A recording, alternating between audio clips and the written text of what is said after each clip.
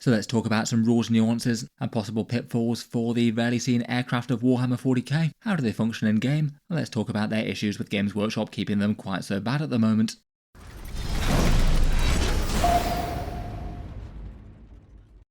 Hello and welcome back to Auspex Tactics, where today we're talking flyers, aircraft and various flavours of death from the sky, with a focused look at their rules in Warhammer 40k.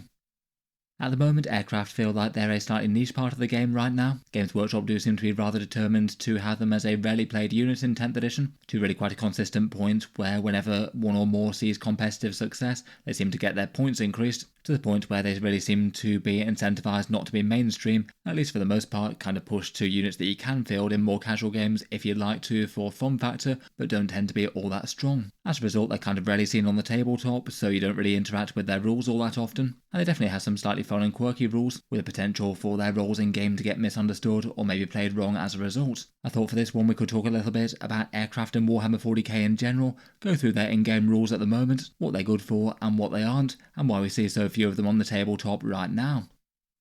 Aircraft sort of feel like they've had a bit of a phase in Warhammer 40k. In the past there just weren't really all that many in the game that had miniatures. I think some of it was partly due to the limitations of what Games Workshop could actually make plastic kits for in the past. So the only official 40k aircraft miniatures that they had tended to be fairly enormous and pricey things made in Forge World resin. Then in around 5th edition it seemed that Games Workshop went through a phase of basically adding a flyer or aircraft to a whole number of factions that didn't have one before in the game. It almost feels like they maybe had a bit of a brainstorming session to think about what other things they could add onto the tabletop, what might be cool or what people might want to see, and they reckon that they could try and make aircraft a bit more mainstream. Since then they have come out with quite a lot of kits. Not literally every faction has an aircraft, but the majority of the big ones do. We've had things like the Space Marine Storm Talon, the Imperial Guard Valkyrie, the Storm Raven that was initially for the Blood Angels and Grey Knights, but eventually nixed by the rest of the Space Marine chapters as well. The cobbled together Orc Flyers, which were all rather fun, the Eldari Crimson Hunter, the big burning space dragon that is the Chaos Space Marine Helldrake, and plenty more. I feel like quite a lot of them came with rather terrifying rules, and certainly in plenty of previous editions they've been very hard to hit, often firepower that could just be inflicted upon the opponent without all that much chance of reprisals, either needing snapshots to hit them at some stages, or the big minus stacking that you had for things like the Eldari Crimson Hunters back in 8th edition.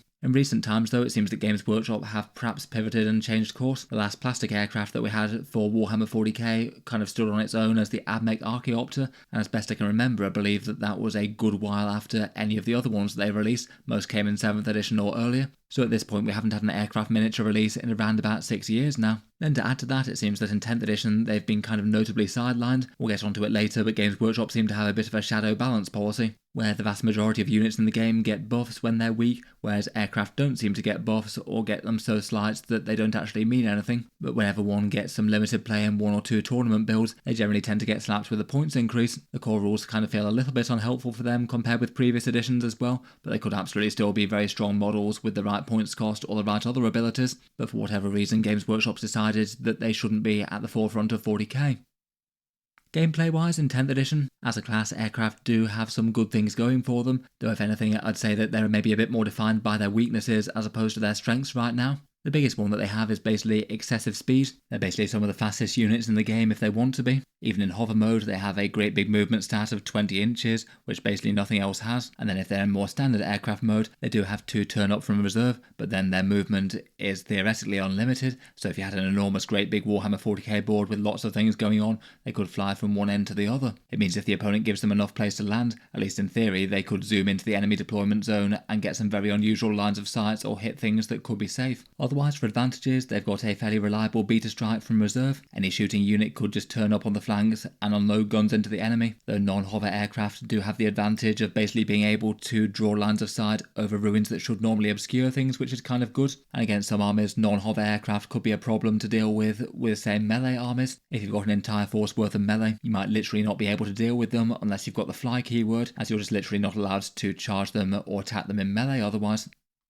As a class, they definitely have their downsides though. They're all OC0, which means they're usually unable to contribute to any primary objectives and most secondaries. A lot of those actually exclude them by name. Almost all of them tend to be really quite fragile per point to compensate for the fast movement, and on top of that they don't generally tend to have particularly good damage profiles for the points either. Again, I guess theoretically to compensate for their big movement. And while non-hover aircraft can draw lines of sight across ruins, it also means that enemies can do the same to them. So if you've got long-ranged anti-tank, you're probably not going to be able to hide from it. And then when hover aircraft turn up, they've got locked flight paths and the potential to fly off the board if they aren't able to set up anywhere, which could mean that you have to return to reserves even if you don't want to. Before we move on with the aircraft though, I'll just give a quick shout out to today's video sponsor in Weyland Yutani terrain. They're one of the many terrain options available for Warhammer 40k, more aimed towards the sort of competitive and functional kind of part of the market, and they're used by one of the best known tournaments around in the WTC, the world's best known team tournament. For their things, they're made of fairly lightweight but sturdy plastic card, which is printed to order in a whole bunch of different styles. They've got ones for overgrown ruins or Arctic laboratories and things, so it could be made to fit in with a whole number of different battlefields. This is one of their typical offerings in the WTC Warmaster GT pack, a full board of Warhammer 40k terrain, 4 big ruins, 6 little ones, and a few armoured containers, really quite defined footprints with pieces for them, good line of sight blocking, and thin walls that aren't going to get in the way of models too much as they're moved around. They also have a Pariah Nexus terrain set, going a little bit bigger on the big ruins there, plus some sort of ruined girder forest type things. And some smaller sets where they have, say, a set of 4 3-story ruins if you just want a few bits on the board that can properly block line of sight to big stuff. In any case, feel free to check them out, there'll be links down in the video description, and they've got a code Auspex5 for 5% off any purchase. A big thank you to them for sponsoring the video. Here's an example of an aircraft datasheet in Warhammer 40k, the Drukari Void Raven bomber, basically a fairly normal vehicle profile but with the common changes. They all get the fly keyword and the aircraft keyword. The movement stat of basically all aircraft is 20 inches plus. They get OC0, which is a big downside, not being able to contribute to missions, and some of them get the hover keyword listed under the core abilities section. This one as a more normal aircraft doesn't get that though. Otherwise, they tend to have generally fairly normal vehicle stat lines. Usually the toughness stat is a little bit less high than you'd like. Toughness around 9ish is really quite common. For how to play them in game, if you've got the hover keyword on your aircraft, you need to decide whether or not they're going to be acting in hover mode. You do that in the declare battle formation step when you decide what characters are attaching to what units and what transports units are going to be in. If a flyer isn't going to be in hover mode, then it automatically gets put in strategic reserve. If it is, then it's usually because you want to have it set up on the board due to those big movement stats. In theory, you could put a hover flyer in hover mode but also in strategic reserve, but that sort of feels like it defeats the point a bit.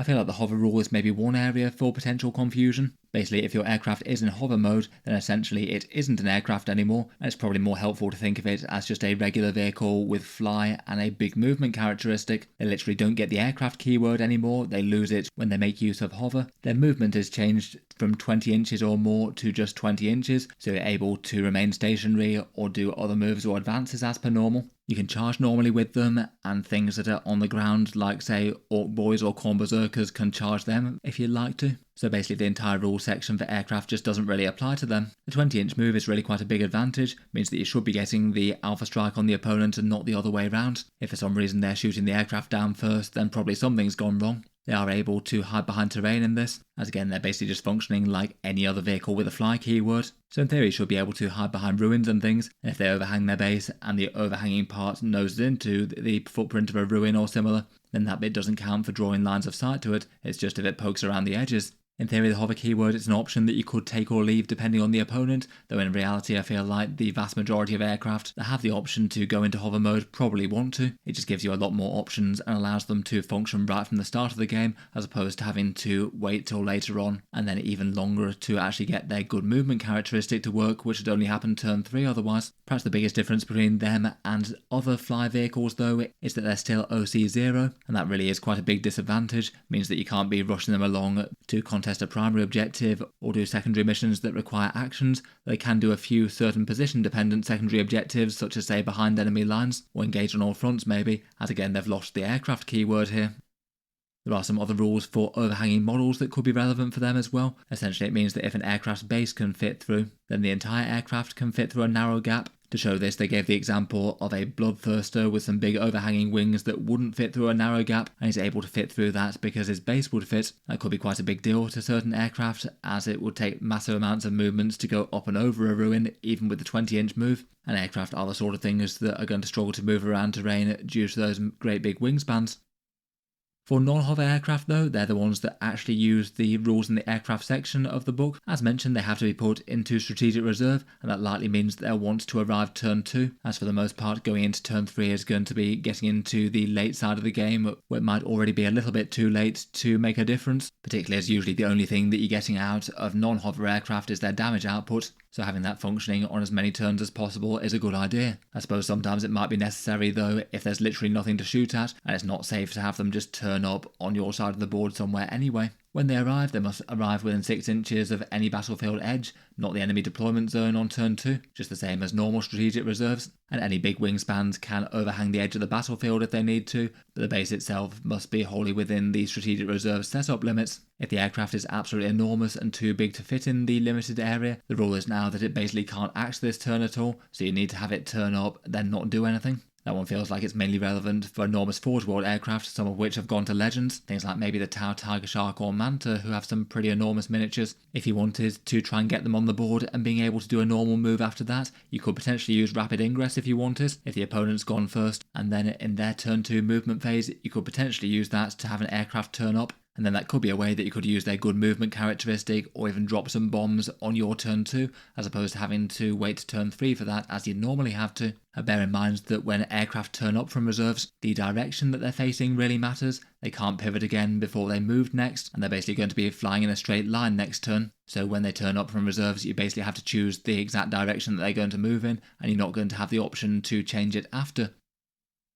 Speaking of which, for movement for aircraft that aren't in hover mode, that's basically how that works. It'll normally only happen from turn 3 onwards, and then they have that big 20-inch plus movement characteristic, so essentially they have unlimited movement range. When they fly in their locked flight path, essentially just straight ahead from wherever they were pointed, they must move at least 20 inches and not less than that, but otherwise can go as far as they want. At the end of that move, they can then pivot for up to 90 degrees, and that'll line up for where they're going next. So it might be worth having a rough game plan as to where the plane's going to set up, and then think about maybe 2 turns moves after that, given that you're going to be flying in a sort of box square sort of formation. You can't just turn on your heel and go back the way that you've come. The locked flight path that they have certainly could be a weakness. Aircraft have got pretty big bases, and they have to end their move outside of engagement range of enemy miniatures, so that's a 1-inch exclusion zone around that. And with those limitations and potentially terrain being in the way, it could be very possible for enemy infantry to say screen out everywhere that an aircraft could land and then force it to fly off the board. Basically, if the aircraft can't move its minimum of 20 inches and be set up anywhere legally along that straight line that it can move, the way it works is that after the move, the aircraft is removed from the board, goes back into strategic reserve, so you basically lose your chance to shoot that turn, but still turn up from reserves next turn, and then start the process again with some shooting, unless the end of the game comes first. Having the aircraft return to reserves like that almost always seems like a fairly bad idea, unless they're literally just not going to be able to achieve anything else whatsoever, and it might give them one last option to deal some relevant damage in the last turn of the game or something. But I feel like if it is possible, you probably want them to be functioning for the last 4 turns once they arrive on the board. For melee and engagement range, as their aircraft zooming along far above the battlefield for the most part, it essentially boils down to them just not really interacting with melee combat in a normal way. They never get locked in combat, and the only things that they can attack and be attacked by are fly units. Maybe you can imagine things like assault marines or storm boys zooming up into the air to try and take chunks out of a passing plane. Basically, when aircraft move, they always must make a normal move. They don't have any option on that, even if they're in engagement range or they want to advance. They're not allowed to advance, and even if they're within engagement range, they don't technically fall back. They just make a normal move, so they're not going to be stopped from shooting. If for some reason, say after a melee combat, enemy units find themselves in engagement range with an aircraft, and then it's their turn to move, they can basically make normal or advanced moves as normal if they're not in melee with anything else. So essentially an aircraft won't lock them up. If they're a fly unit, you could even just basically make a normal move back from the aircraft, shoot guns at it, and then charge straight back in if you wanted to. And that feels like a pretty bad disadvantage of aircraft when engaging with melee fly units there. Otherwise, for the fight phase, there's a couple more limitations. Aircraft can never declare charges, and they can only make melee attacks against enemies with the fly keyword, and they can never make piling or consolidation moves themselves. And then at the same time, only enemy units with the fly keyword can select aircraft as a target of their charge. Only enemies with fly can actually make attacks if they do wind up in combat, and only units with the fly keyword count them as models for piling and consolidation. In general, this tends to mean that, as you'd expect, aircraft are just sort of non-interactive with things that are ground-based melee, not really affecting them or being affected by them. And then on top of all that, they also kind of get ignored for enemy units movement as well. So enemy units are able to essentially move straight through aircraft bases. They just need to make sure they don't wind up within 1 inch of that aircraft base in engagement range if they're making a normal move or something. So say for example, if you zoomed an aircraft really up close and personal to a squad of Space Marines, the Space Marines might just be able to make an advanced move and just run straight through the aircraft, provided they can maintain unit coherency while doing so. In reality though, aircraft do have quite big bases, and an extra plus 1 inch exclusion range is quite a lot, so there might still be some option for move blocking. As mentioned, aircraft do have potentially one advantage with shooting, and that's basically that other than indirect fire weapons, they're the only unit that ignores the obscuring penalty that you get with ruins. Aircraft just completely ignore that bit of the rules, so even if your target's behind a ruin that would normally be obscured to any other unit in the game, if the aircraft can draw a true line of sight to it, then they can still shoot it. And the same applies vice versa for enemy units behind ruins trying to take pot shots at aircraft. I'd say overall this is more of an advantage than a disadvantage, particularly because the aircraft arrive from strategic reserves, so they should get the chance to do a bit of an alpha strike on the enemy as opposed to the other way around, at least at first. And that means potentially they could strike a bunch of enemy units that the opponent really doesn't want to hit. Sometimes they might still be able to hide physically due to line of sight, but sometimes not. Aircraft are pretty high up on their great tall flight stems, and they have big profiles, so it's often at least fairly possible to draw some lines of sight to them. And weirdly enough, they can fire straight through any non-enclosed windows as well, unless you're house ruling that they're shot or something. It feels like between this rule and the potential to zoom all the way over to enemy deployment zones to get unusual lines of sight, they're perhaps the single biggest draws to using aircraft as a unit class, never mind just any points efficiency that they might or might not have. The rule does mean that they're kind of unlikely to be able to hide though. Finally, and outside of the core rules, a fair few aircraft have sort of bombing style rules in 40k, and this feels like it was probably one of the less well thought through things in 40k 10th edition, just as it's so non-impactful. Basically, these rules tend to be the datasheet rule and often replace any other fun datasheet rule that the planes might have had for essentially a bit of war gear, and they typically take effect after a plane has moved across an enemy unit and then inflicts a few mortal wounds in some way or another with some random dice rolls. This one's just not particularly great all around, to be honest. The aircraft without the hover keyword, what likely happens is that you turn up from strategic reserves turn 2, so the absolute earliest that you could make use of bombing rules is turn 3 when you then get to move. Or at least unless you were doing something like rapid ingressing the plane. Though if you're not doing that and the opponent just sees exactly where that plane is pointed, they might even have the potential just to take their unit and just move it out of the way of the flight path and the bombing run of the aircraft, if they really do care about the mortal wound damage that they put out, which I think often doesn't tend to be quite impactful enough to be even worth that kind of effort. For aircraft that do have the hover keyword, they might be hampered a bit by not quite having the movement to zoom over enemy units, or at least not ones that are really far away, though I would bear in mind that you can use the 20-inch movement to basically move up to the enemy unit and then move back. You are allowed to do that within the scope of one move to trigger unit abilities like that. So I guess it means that things like the Admech Fusilier would at least have that advantage for bombing things on the front lines. In general though, for bombers in Warhammer 40k, they almost never tend to be particularly good, and if they are good then it doesn't generally tend to be the bomb rules that make them good. As a fairly broad brush summary, I would say that for the most part aircraft do tend to be really quite niche in 40k right now. The entire scope of aircraft are put somewhere along the lines of niche and could be worth it in the right situation to just outright plain bad. I wouldn't say that there's any aircraft in the game at the moment that are outright core super strong for their factions, though some of them maybe do add a bit more than others. I feel like the Storm Raven could maybe still be just about viable as a great big centerpiece unit. I've seen a few people use it in competitive lists fairly recently. In Stormlance they can get the -1 to hit and wound stratagem, which makes it acceptably survivable, and it provides enough damage and delivers enough stuff into combat with a dreadnought and a squad inside it that it could be worth the overall investment. It's still very pricey though. The Tower Razor Shark and Sun Shark at least feel alright in terms of their ion damage output. Maybe not too bad as gunplanes chipping in with the rest of the Tower army against a key target. The Electron Doom Scythe doesn't have awful firepower but just does have kind of awful defense, so in reality most people take Doomsday Arcs. There are some fun shenanigans that you can do with the Night Scythe, but again the price of entry for it is quite a lot. The Void Raven Bomber does have some good firepower, but has been put up in points really quite a lot. The Orc Dakka Jet and Speed Mob isn't too bad, and while the Corvus Black Star for the Death Watch is generally regarded as pretty weak, I have still seen it used from time to time in competitive lists to deliver some Death Watch veterans where they need to be. At least it does have some units out there that could afford to pay for it as a luxury transport option, even if it's not exactly optimal. Generally though, most of them could do with points reductions. The exact tactics and how you'd want to play with them definitely varies from datasheet to datasheet. There's perhaps a few overall things that you might want to do with either a hover aircraft or a normal one. For the hover aircraft, it basically feels like the whole thing that you're paying for is the speed. Their only advantage compared with other units tends to be the big 20-inch move, and with that, hopefully they can be in a position where they're not going to get shot down turn 1, hopefully deploying far enough back or behind cover to keep them at least kind of safe there. Then using that good movement to be able to get the alpha strike on the enemy in some way, either with a bunch of firepower or delivering a squad where it needs to be, or even doing some nuisance move blocks and charges with things that don't want to be locked up. A great big base with a 1-inch exclusion zone around it for an engagement range definitely does have the potential to get in the way if it wants to, even if with usually bad durability. It might mean the end of the aircraft when it tries to do that. For more normal aircraft, their options are going to be at least fairly limited. You almost certainly want to arrive turn 2 and provide some firepower. I guess in theory you could go for some big brain plays with rapid ingress if you'd really like to. That could initially be one way where you could have them arrive somewhere safe on the board and then potentially line up a fairly guaranteed bombing run and jumping into the enemy backfield if it should make sense in some way. I'd certainly weigh that up against spending the command point for advantages elsewhere though. If they're arriving more normally, they need to set up in the orientation where they'll need to go next turn, so a bit of planning ahead and somewhere that isn't going to have them just fly off the board and become useless again for a turn. With their big move, they could potentially set up really quite far back in your deployment zone if they wanted to, ideally somewhere where they can shoot something outlying in the enemy army, and then zoom over to hit something else interesting next turn. Besides the fast movement, I'd still say that their biggest strength is the ability to hit things that should be obscured behind ruins, and maybe they could deploy a bit more aggressively with a line of sight to do something like that, particularly if the opponent's got some fragile infantry that's going to jump out and hit you really hard, but you can just have an aircraft turn up and gun that unit off the board, or at least inflict some really nasty damage to it. Obviously individual aircraft are going to have a fair bit more nuance, depending on their datasheet rules and things and their profiles and any support that you have for them.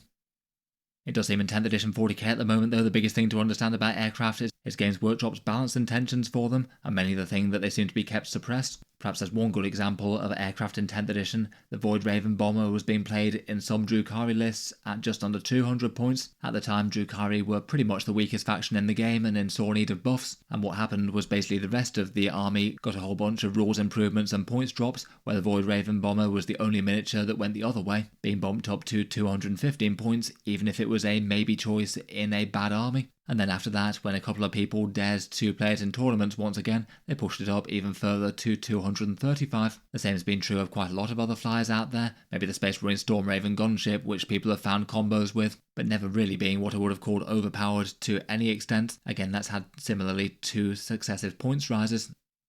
Even if they don't communicate it, it basically seems they have a shallow balance policy to put up flyers that way. It feels like they've probably made the conscious decision in 10th edition to keep flyers deliberately niche, just to tone down on the weirdness that they can cause in terms of things like alpha strikes or being non-interactive with certain armies. They basically feel like they're a unit in various rule sets that are almost made to cause problems. The expectation is they should be fast and then probably get good lines of sight and hit the enemy first, which generally means they're all tailor-made for hitting the enemy with alpha strikes. Though often that tends to mean that if they suddenly get good, then all of a sudden it might make sense to run suddenly loads of flyers as opposed to just one, and then just sweep the enemy off the board with them, whereas one flyer might be able to jump in, do a bit of damage, but then perhaps get shot down. It often feels like they can be a bit all or nothing, which doesn't generally tend to make for a very engaging game for one army squaring off against a whole air force.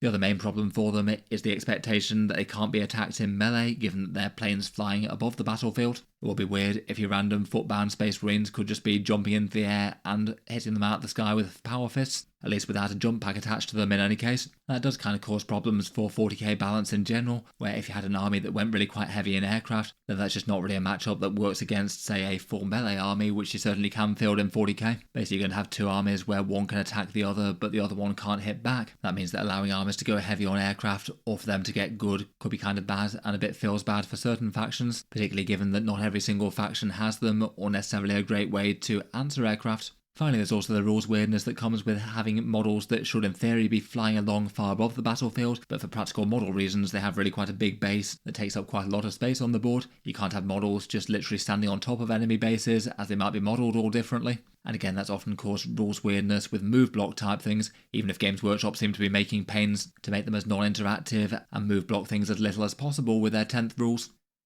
As a result, aircraft have often just been a kind of problem unit in 40k in many editions previously. In 7th edition and before, they were only able to be hit on 6s, so often just one straight firefights against things on the ground. 8th edition gave us the dreaded Eldari Air Force, a late-op flyers with multiple stacking -1s to hits that you just couldn't really affect with units. In 9th edition we had horrendous alpha strikes from AdMech flyers and Orc flyers. That eventually resulted in them doing a hard cap on flyers to no more than 2 per 2,000 point army in match play.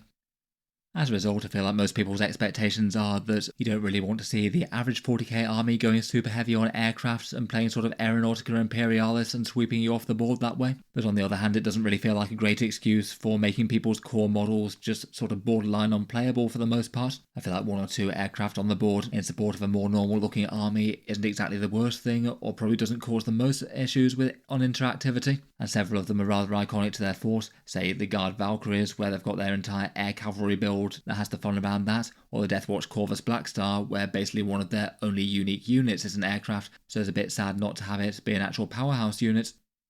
It also doesn't really feel great for all the people who have bought aircraft up to now, just being less well supported than the rest of the units in Warhammer 40k, and all the people who might be picking up aircraft who aren't so in tune with Games Workshop's balance things. They do cost quite a lot of money, and it's maybe not awesome to have as a shadow policy, I'd argue. I guess you could debate how much of a problem it is. It feels like a lot of aircraft aren't just completely unusable in casual games, but more just tend to be kind of non-optimal. But still not great feels once you're aware that it's probably making your list a bit weaker than it would be if you left it at home and brought something else. Perhaps the slightly frustrating thing is that Games Workshop feels like they could choose to fix them whenever they wanted to in a digital update. It's just whether or not they actually have the will to try and get it done. Feels like there are quite a few different ways that they could go down. You could just literally change the points until they're a bit more borderline picks. I feel like we've had plenty of examples of flyers in 10th edition that have been playable and strong in the right army list, but haven't been broken or spammed. I've seen all sorts of other ideas proposed and talked about some of them in previous videos. You could maybe allow non-hover aircraft to arrive from reserves turn 1, or at least one of them. You could give hover flyers OC1 so they could actually contribute somewhat to the objective game, if not very much. If worried about spam, you could bring back a hard cap or say just 1 or 2 in a tournament list. That way you could afford to actually make them good and not have to worry about them getting spammed a lot. Or you could fix that with some sort of scaling points cost, where say one flyer costs a certain amount of points and then the next one costs X amount of points more, which is going to make it a worse idea to take loads of the same. Otherwise you could heavily rework their datasheets, maybe give them something like handing out -1s to hit or damage buffs, so their main value is supporting pieces, maybe kind of similar to the Space Marine Storm Speeders. That could be another way to get them played in low numbers, with the focus being on support as opposed to outright alpha strike damage. I think I'll leave this one there for now though. Hope you've enjoyed some rules overviews and musings about aircraft in 10th edition. Let me know your thoughts down in the comments below. How have you found trying to put flyers on the table if you've tried to, or have they just remained on the shelf for you? If you enjoyed the video, then feel free to subscribe to Auspex Tactics. I'll certainly keep the regular Warhammer 40k videos coming, with new ones out just about every day. If you'd like to support the channel, then feel free to check out the Patreon page. That'll be linked down in the video description. Channel patrons do get a fair few advantages: seeing certain videos early, regular votes to see what sort of things happen next on the channel, and automatic entry into the regular prize giveaways with a chance to win some big model kits each month. If any of that sounds good to you, or you'd just like to help support, the link is down in the video description. In any case though, a massive thank you for listening, and I'll hope to see you guys next time.